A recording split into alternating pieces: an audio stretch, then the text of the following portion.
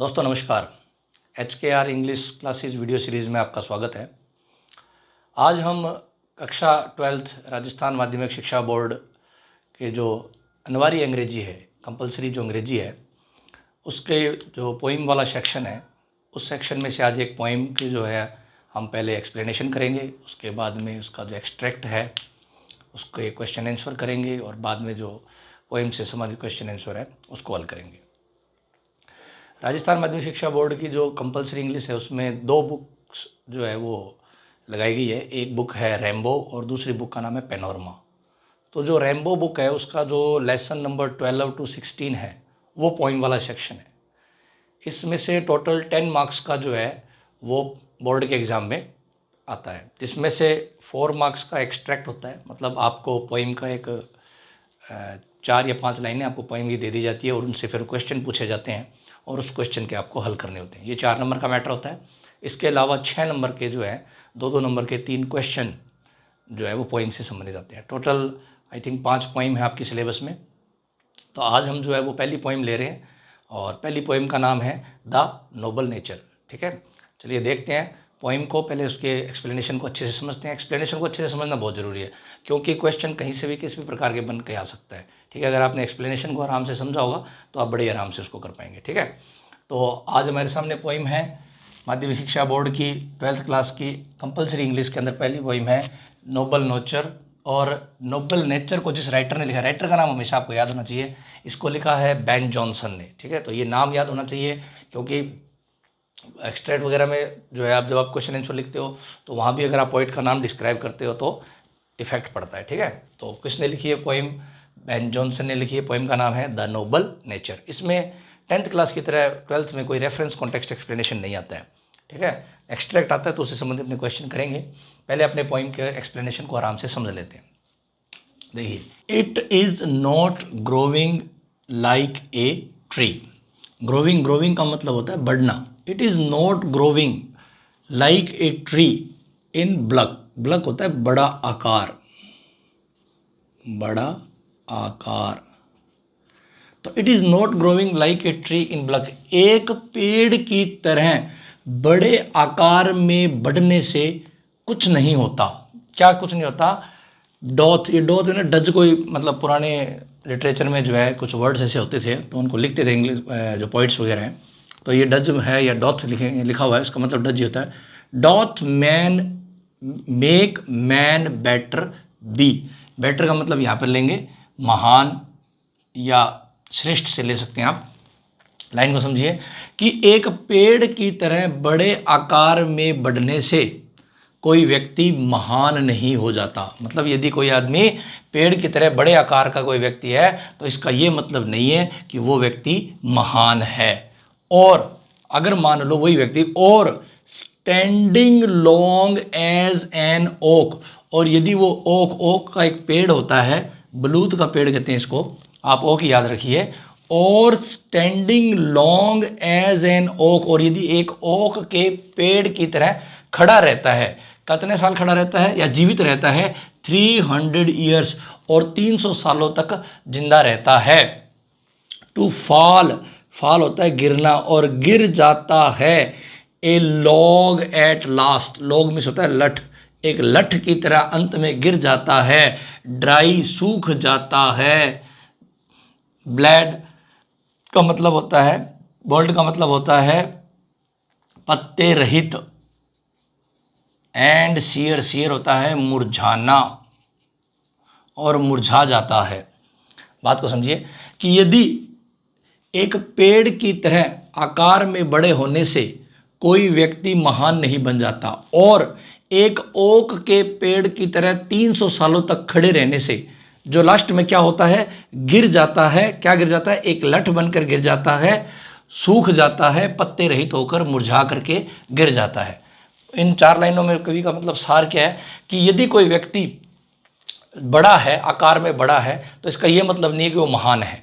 और यदि कोई व्यक्ति बहुत लंबी उम्र जो है व्यतीत करता है, जैसे एक ओक का पेड़ है जो 300 सालों तक खड़ा रहता है, परंतु उस पेड़ के अंदर ना तो कोई फूल लगते, ना फल लगते, यानी कि वो किसी भी उद्देश्य हीन होकर के जो है अपनी 300 सालों तक की ज़िंदगी गुजारता है और लास्ट में जो है वो एक लठ बनकर सूख के पत्ते रहित मुरझा करके गिर जाता है। इसी प्रकार बहुत से लोग जो है वो बहुत लंबी लाइफ जीवन जीते हैं परंतु जीवन में कुछ भी नहीं करते और अंत में जो है मृत्यु को प्राप्त हो जाते हैं।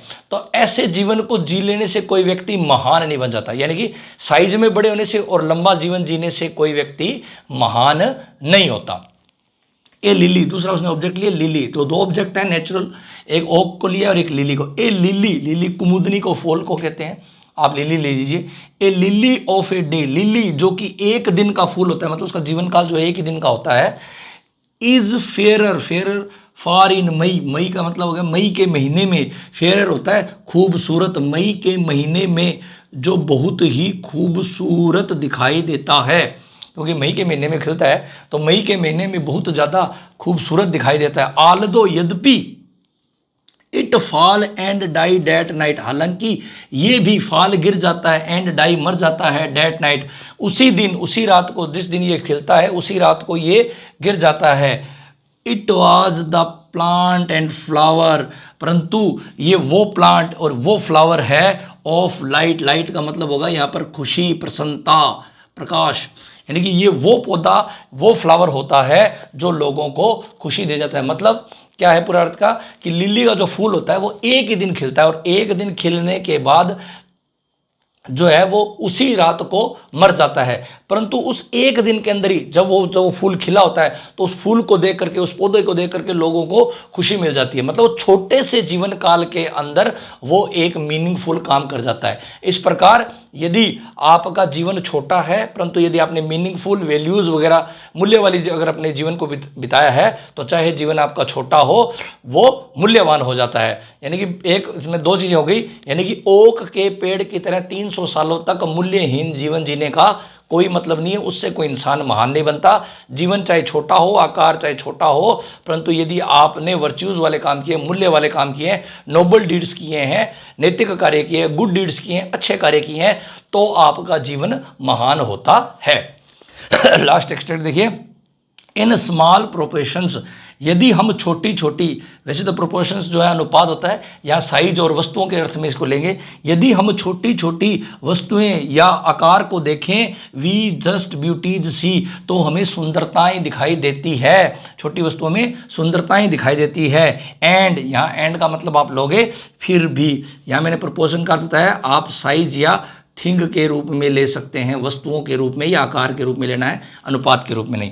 एंड फिर भी, इन शॉर्ट मेजर्स लाइफ, इस प्रकार छोटे जीवन काल में भी, लाइफ में परफेक्ट भी, इस छोटे से जीवन काल में भी हम अपने जीवन को परफेक्ट बना सकते हैं।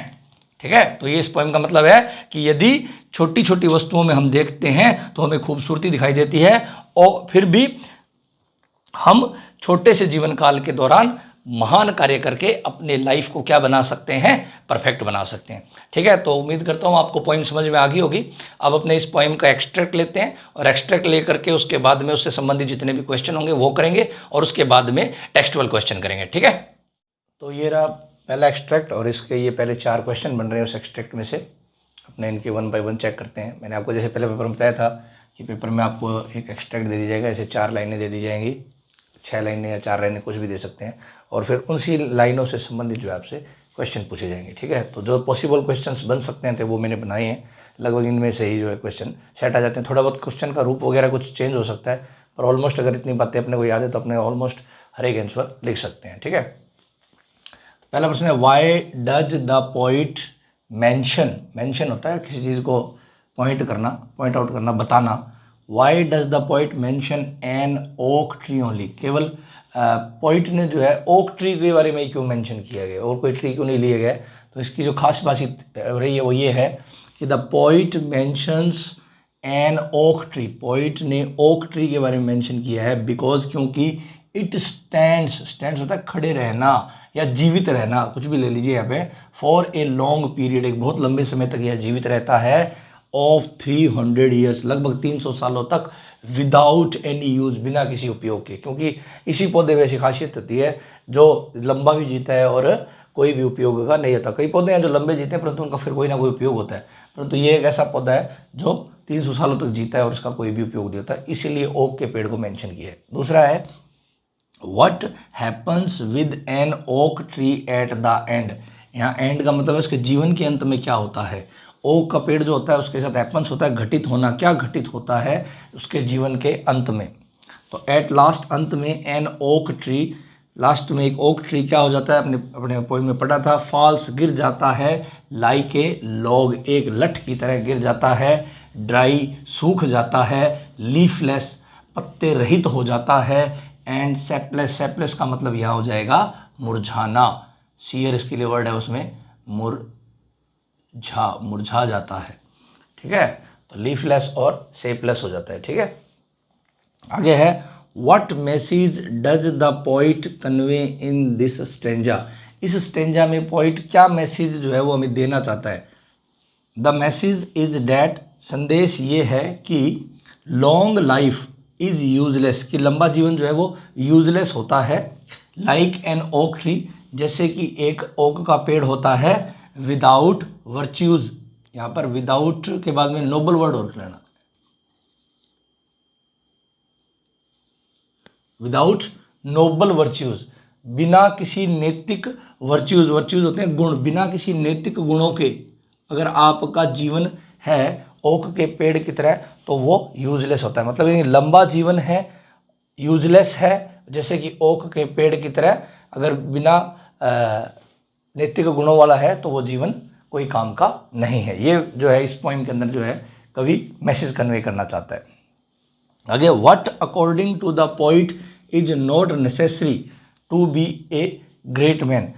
कवि के अनुसार एक महान व्यक्ति होने के लिए क्या चीज़ नेसेसरी नहीं है, नेसेसरी होती है आवश्यक, क्या चीज़ आवश्यक नहीं है कि महान बनने के लिए क्या चीज़ आवश्यक नहीं है। तो अकॉर्डिंग टू द पोइट, कवि के अनुसार लॉन्ग लाइफ, लंबा जीवन, ये आंसर इसका कि long life is not all necessary to be a great man, कि यदि आप महान व्यक्ति बनना चाहते हैं तो इसके लिए लंबे जीवन की कोई आवश्यकता नहीं है। बहुत से लोगों ने बहुत ही अल्प आयु में बहुत कुछ किया है और जीवन को मूल्यवान बना के गए, जैसे स्वामी विवेकानंद जी हैं, 32-33 साल की उम्र में जो है वो उनका देहावसान हो गया था, परंतु फिर भी उनका जो जीवन काल है वो कितना आदर्शपूर्ण है। तो अगर कोई आदमी होता है, हमने देखा बहुत लंबे लंबे जीते हैं परंतु कोई काम नहीं करके ना आधार कार्ड बनाते और निकल जाते हैं, तो वो बात है। ठीक है, तो इसके बाद में अब अपने जो है नेक्स्ट एक्सट्रैक्ट लेते हैं 4 to 5 to जो लास्ट तक जितनी लाइनें वो ले लेते हैं, तो एक्सट्रैक्ट में हो जाएगा सारा काम, ज़्यादा बड़ी पॉइंट नहीं है ये, और फिर उसके क्वेश्चन आंसर देखते हैं। ठीक है, अब देखिए सेकंड एक्सट्रैक्ट, ये लिली ऑफ से लेकर के पॉइंट के एंड तक है, परफेक्ट बी तक 5 से 10 लाइनें हैं। तो पहला क्वेश्चन है how long is the lily of life. How long होता है कितनी लंबी, कितनी लंबी बताई गई है लिली के जीवन को, यानी कि लिली का जो लाइफ है वो कितनी लंबी बताई गई है।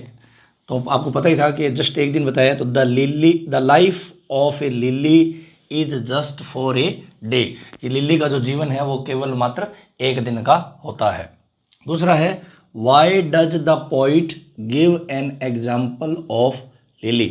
कवि जो है वो लिली का एग्जाम्पल क्यों देता है, इस के अंदर लिली का एग्जाम्पल क्यों लिया है। द पोइट एक्सप्रेसिज, एक्सप्रेस होता है अपनी भावनाएं प्रकट करना, प्रकट करना चाहता है, अपनी भावनाएं प्रकट करना चाहता है। The importance of A short Spain, short होता है छोटा या थोड़ा जो भी है, स्पेन होता है व्यतीत करना, तो the importance of A short Spain but meaningful life, meaningful life का मतलब होगा उद्देश्यपूर्ण जीवन।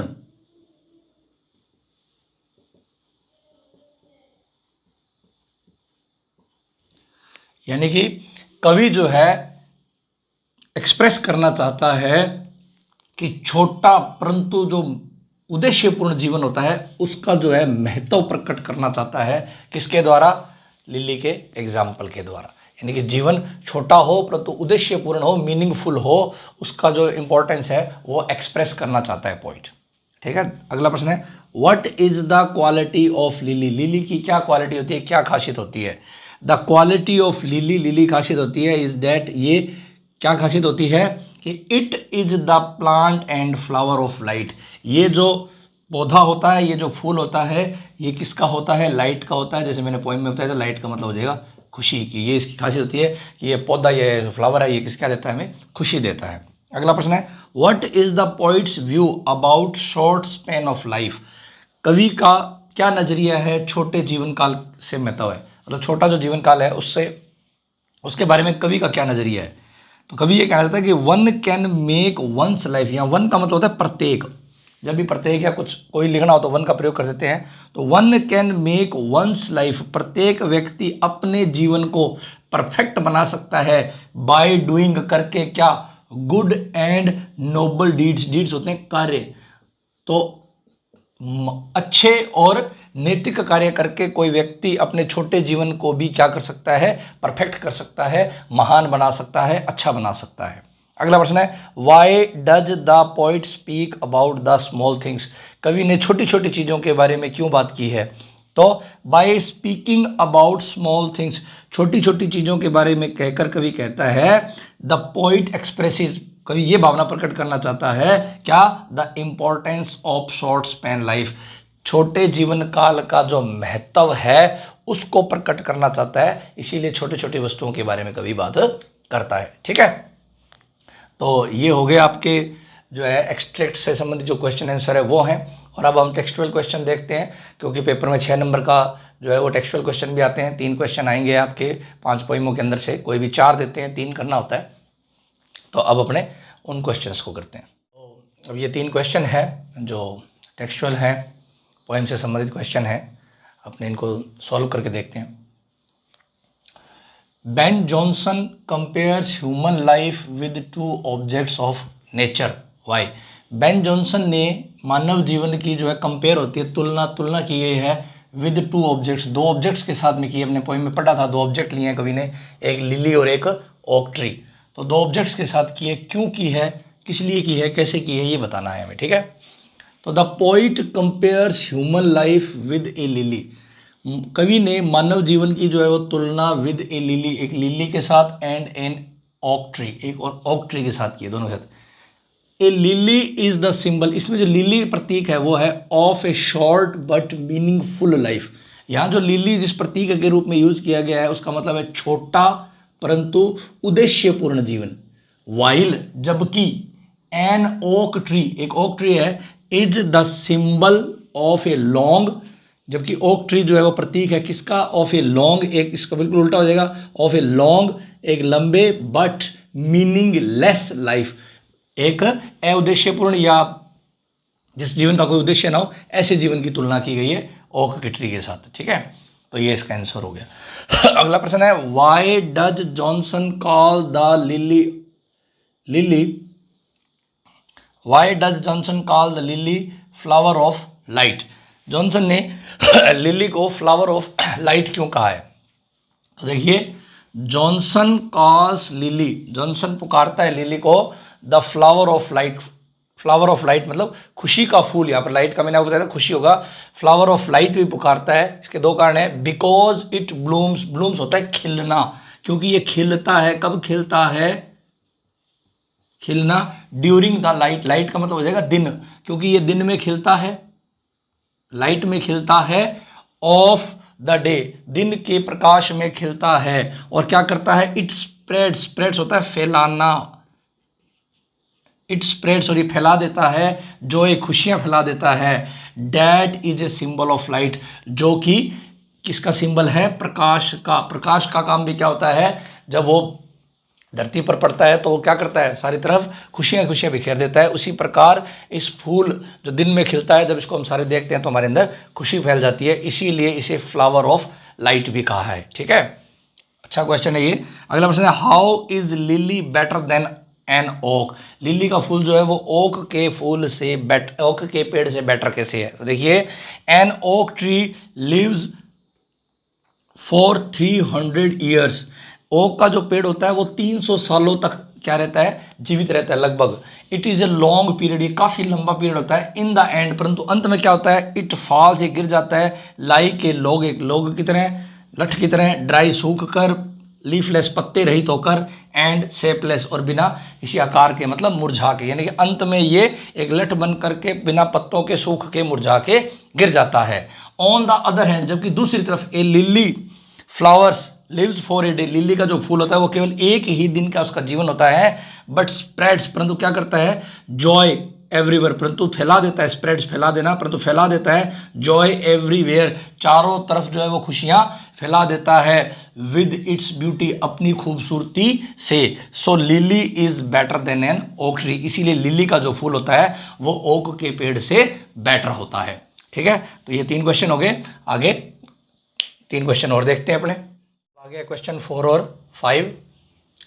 How can human life become perfect, हम किस प्रकार मानव जीवन को परफेक्ट बना सकते हैं, ये प्रश्न है। तो अकॉर्डिंग टू द पोइट, कवि के अनुसार,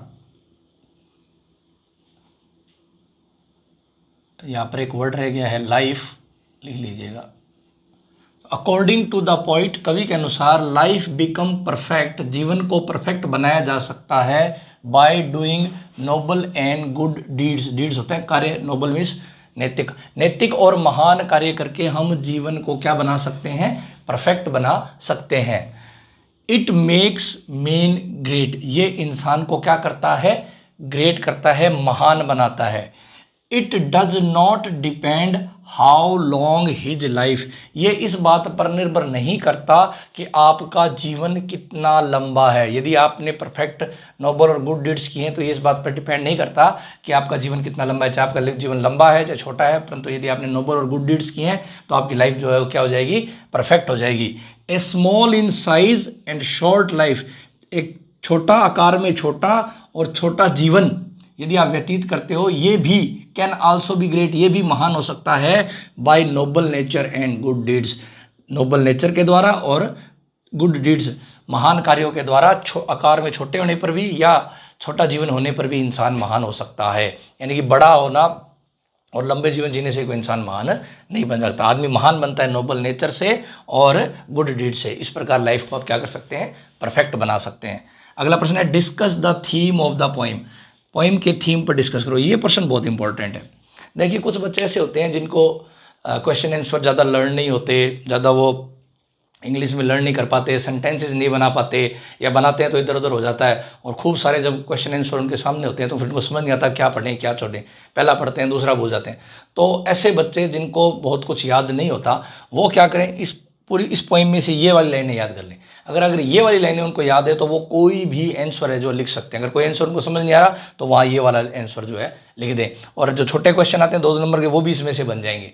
तो ये सबसे इंपॉर्टेंट है। अगर पूरी पोइम के अपने कह दें कि समरी है, थीम है, जो भी है, तो जिन बच्चों को पूरी पोइम याद नहीं कर पाते वो सिर्फ और सिर्फ इस एक प्रश्न को इस पोइम में से उतार लें। जब भी आपको इस पोइम से कोई भी क्वेश्चन पूछा जाए आप ये उत्तर लिख दो, आपका उत्तर बिल्कुल सही हो जाएगा। ठीक है। अब जो बच्चे जिनको सेंटेंसेज अच्छे से बना पाते हैं, जो प्रश्न उत्तर याद कर पाते हैं, वो सभी प्रश्न उत्तर याद करें। क्योंकि देखो ऐसा नहीं हो सकता कि इसको लिख देने से पूरे नंबर आ जाएंगे, पूरे नहीं। ये उन लोगों के लिए है जिनको कुछ भी नहीं आता, तो कहते हैं कि वो सारे गलत होते हैं, कहते हैं something is better then nothing, ये उनके लिए है। ठीक है, जिनको याद नहीं होता वो ये कर ले। बाकी जो बच्चे जिनका टारगेट जो है वो 85 प्लस 90 प्लस रहता है, वो भाई सारे के सारे क्वेश्चन आंसर जो है आराम से लर्न करें। जिनका अंग्रेजी में हाथ बहुत ज़्यादा तंग है, कुछ भी नहीं आता, फिर वो गलत लिखते हैं, तो उससे ज़्यादा बेटर है कि आप इसको कर लें। ठीक है, तो ये उनके लिए है। और बाकी जो उनका टारगेट 90 प्लस है वो सारे उत्तर याद करें, इस उत्तर को भी याद करें। ठीक है, अब देखिए discuss the theme of the poem. Poem का जो थीम है, उद्देश्य है, समरी है, वो क्या है। The poet tells the importance of noble nature and deeds, यानी कि गुड डीड्स हो जाएगा, कि कवि का जो कवि हमें बताता है या हमें बता रहा है the importance of noble nature, Nobel nature के महत्व के बारे में, और डीड्स कार्यों के बारे में इन ह्यूमन लाइफ, मानव के जीवन में। ठीक है, long life and big size don't make man great, कि एक लंबा और बड़े आकार वाला जो जीवन होता है वो इंसान को ग्रेट नहीं बनाता, महान नहीं बनाता। डोंट मेक मैन ग्रेट, महान नहीं बनाता। लाइक एन ओक ट्री, जिस प्रकार एक ओक का पेड़ होता है।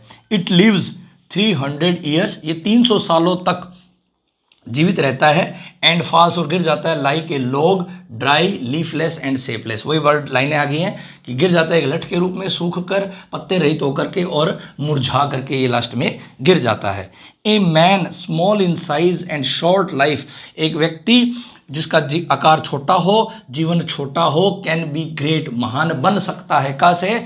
लाइक ए लिली, एक लिली के फूल की तरह महान बन सकता है। वाइल ए डे, जो एक दिन के लिए खिलता है, वाइल ए डे एक दिन के लिए खिलता है, अट्रैक्ट्स अस, जो हमें अट्रैक्ट्स कर लेता है, बाय इट्स ब्यूटी, जो एक दिन खिल करके भी हमें अपनी ब्यूटी से अट्रैक्ट्स कर लेता है। इस प्रकार का जो लिली का जो जीवन होता है, उस प्रकार यदि हम अपना जीवन, चाहे हमारा छोटा हो परंतु यदि मीनिंगफुल हो, उद्देश्यपूर्ण अगर आपका जीवन हो, तो आप अपने जीवन को महान बना सकते हैं। ये पूरी की पूरी पोइम है, जिसका पूरा का पूरा सार है। पूरी पोइम का एक ही सार निकलता है कि लंबा जीवन हो परंतु यदि मीनिंगलेस है तो फिर आप महान नहीं बन सकते। आपका जीवन चाहे छोटा है, आप आकार में छोटे हो, आप में कोई भी कमी हो, परंतु यदि आप नोबल डीड्स करते हैं तो आप अपने जीवन को महान बना सकते हैं। ठीक है, तो ये थी पोइम, पहली poem the noble nature, written by Ben Jonson. उम्मीद करता हूँ आपको पोइम समझ में आई होगी, क्वेश्चन आंसर वगैरह समझ में आई होगी। पोइम को एक या दो बार आप देख लें, आपको आराम से जो है वो समझ में आ जाएगा। इसके नोट्स वगैरह आप आराम से बना लें। ठीक है, अब नेक्स्ट वीडियो में हम अगली एक नई पोइम के साथ इंट्रोड्यूस होंगे। तब तक के लिए आप इस पोइम को आराम से पढ़ते रहें। यदि आपको मेरी वीडियो पसंद आ रही है तो वीडियो को प्लीज़ लाइक करें, सब्सक्राइब करें और शेयर करें। एक छोटी सी रिक्वेस्ट और है, आप प्लीज़ अगर आपको वीडियो अच्छी लग रही है तो कोई ना कोई कमेंट जरूर करें। कमेंट करने से थोड़ा उत्साह बढ़ता है और पता भी लगता है कि कुछ लोग देख रहे हैं। ठीक है, तो उम्मीद करता हूँ आपको पोइम पसंद आएगी। धन्यवाद।